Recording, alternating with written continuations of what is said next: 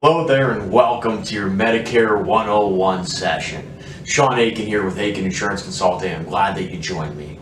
It's time that we talk about what to expect when you get onto Medicare. This is the most common question I get from folks that are about to be turning 65 or have just turned 65 or maybe just got their disability that they've been waiting on for the past couple of years.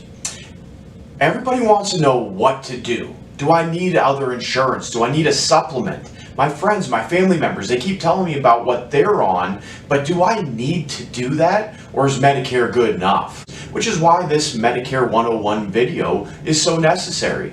If you don't like watching videos online, or if at the end of this you still are a little bit unclear about what to expect, please get a hold of me. Text, call, or email me anytime and we can set up a free one-on-one consultation. No obligation, just for me to go over this with you to see how we may be able to help you out in the future. So text, call, or email and we'll take care of that for you.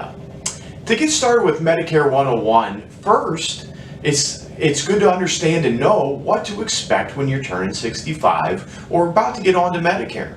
About 3 months before you get onto Medicare or your Medicare is due to start, you should have your Medicare card in hand. It's the red, white, and blue Medicare card. It comes in the mail to you. It's on just like a piece of paper that you separate. Has a couple instructions on there. You should have that in your possession. If you're 3 months out from getting onto Medicare and you still don't have that in your possession, I highly recommend you give me a call and I can help you out with that process. Let's start with Medicare Part A. Medicare Part A is your hospital insurance. It's for hospitalization, inpatient care.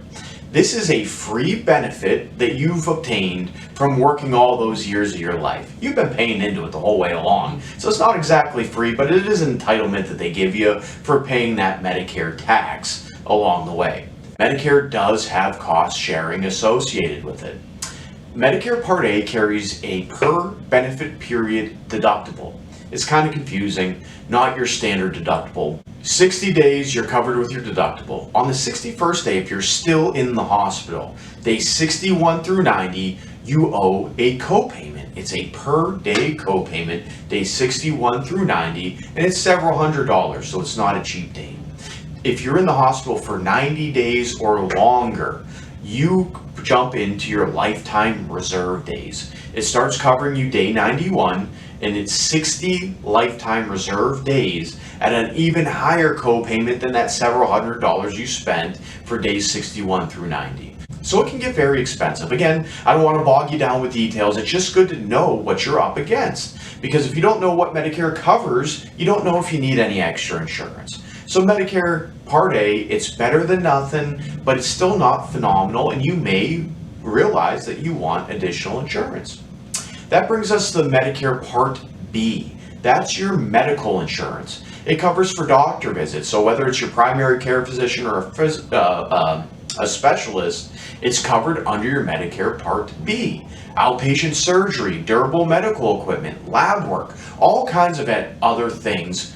Pretty much anything, with exception, but pretty much anything outside the inpatient hospital setting is covered under your Medicare Part B. Again, your Part B isn't free either. In fact, you need to pay a monthly premium for it unless it's covered or subsidized by the state because you're a lower income individual. So you pay your monthly Part B premium, and then there are other out-of-pocket costs associated with Medicare Part B. There is an annual deductible, so it's a little bit more straightforward, maybe more what you're used to. Once you meet your annual deductible, then your co-insurance kicks in.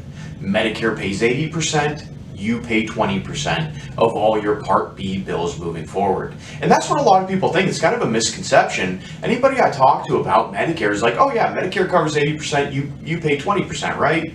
Well, yeah, eventually that's the way it goes under your Part B. As we've already spoken about, your Part A doesn't work at all like that. So it's good to know how all these things work. So that covers what Part A is and what Part B is and how it covers. So you might be looking at those two elements alone and thinking, well, maybe I should think about additional insurance, or at least look into it because I'd like to be covered better than that. Again, it's nice that Medicare offers these things to us, but it's not exactly the best coverage. Medicare also thinks that your head falls off when you get onto Medicare or when you turn 65. That's because they don't cover any routine care from the shoulders up.